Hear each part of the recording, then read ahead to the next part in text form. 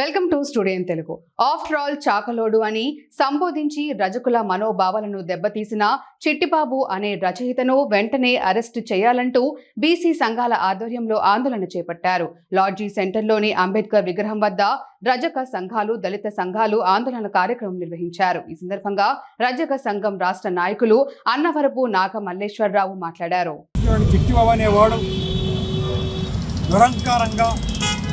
ఎంతో అసభ్యకరంగా తేలికభావంగా మాట్లాడటం జరిగింది. ఈ రోజున రాజకీయ నాయకులే కాదు, అనేక మంది తెల్లబట్టేసుకొని తిరుగుతున్నారంటే సేవాకులంగా ఉన్నటువంటి రజకులే కారణం అని చెప్పి తెలుసుకోవాలి.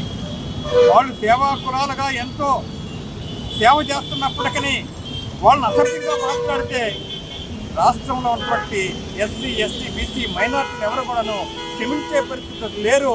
అందరం కూడా కలిసికట్టుగా ఈ యొక్క ఉద్యమంలో భాగస్వాములై నీకు బుద్ధి చెప్తామని చెప్పేసి తెలియజేస్తా ఉన్నాం. ఈ రోజున మరి రజకులందరూ కూడా తెలుగు రాష్ట్రాల్లో ఉన్న ప్రతి ఒక్కరూ ఎంతో అవమాన భారంతో మరి ఒక వ్యక్తి, ఏ సంబంధం లేని వ్యక్తి అసందర్భంగా ఒక టీవీ లైవ్లో మరి రజకులని ఆఫ్టర్ ఆల్ చాకలోడు అని చెప్పేసి మాట్లాడటం చాలా బాధాకరమైనటువంటి విషయం. ఇది అనేక సార్లు రిపీట్ అవుతుంది. ఈ ప్రభుత్వాలు చెప్పటమే కానీ ఏమీ అమలు చేయట్లేదు.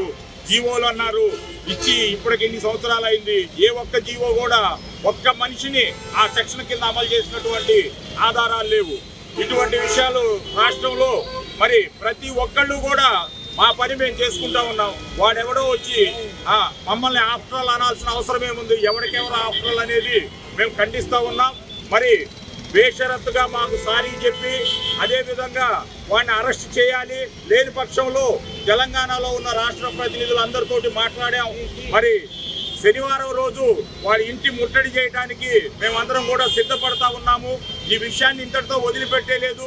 ఇంకెవడైనా సరే రజకుల గురించి అసభ్యంగా కానీ అమర్యాదగా కానీ మాట్లాడాలంటే భయపడే విధంగా ఈ యొక్క సందర్భంలో ఈ తగిన గుణపాఠం బుద్ధి చెప్తామని మేము ఈ యొక్క చిట్టిబాబు అనేవాడిని హెచ్చరిస్తా ఉన్నాం. ఆంధ్రప్రదేశ్, తెలంగాణలో అనేక సార్లు మరి రజకులు దూషించడం జరుగుతుంది.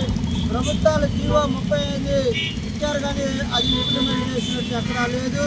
గతంలో బెంగళూరులో కూడా తెలుగుదేశం వాళ్ళు దూషించే దాని మీద కూడా కేసు పెట్టడం జరిగింది. ఈ రకంగా రజకుల్ని దూషించడమే కాకుండా దాడులు చేయడం మరి రోజు పొరపాటుగా మారిపోయింది. ఏ ప్రభుత్వం వచ్చినా కూడా రజకులకి అన్యాయం జరుగుతూనే ఉంది. కనుక రజకులని మరి అతను అరెస్ట్ చేసే వరకు తెలంగాణ, ఆంధ్రాలో పెద్ద ఎత్తున పోరాటం జరుగుతుంది. కనుక మీడియా వాళ్ళు కూడా దీన్ని అరెస్ట్ చేసే వరకు కూడా ప్రచారం చేయాల్సిందిగా ఈ సందర్భంగా తెలియజేస్తుంది. సోదరులారా, ఈ రాష్ట్రంలో 25 లక్షల మంది రజకులు ఉన్నారు. అయితే ఈ రజకులు స్వాతంత్రం వచ్చినప్పుడు ఇప్పటి వరకు కూడా ఈ యొక్క ఆధిపత్య అగ్రవర్ణ పార్టీలకి ఓట్లేస్తా వీళ్ళు గద్దె మీద కూర్చుకొని పరిపాలన చేయడానికి దోహదం చేస్తూ ఉన్నారు. అయితే ఈ రోజు వరకు తెలంగాణలో ఒక సారగి తప్ప వీళ్ళ చట్టసభల్లో అడుగుపెట్టలేదు. అదేవిధంగా ఈ రాష్ట్రంలో అనేక మనం చూస్తూ ఉన్నాం.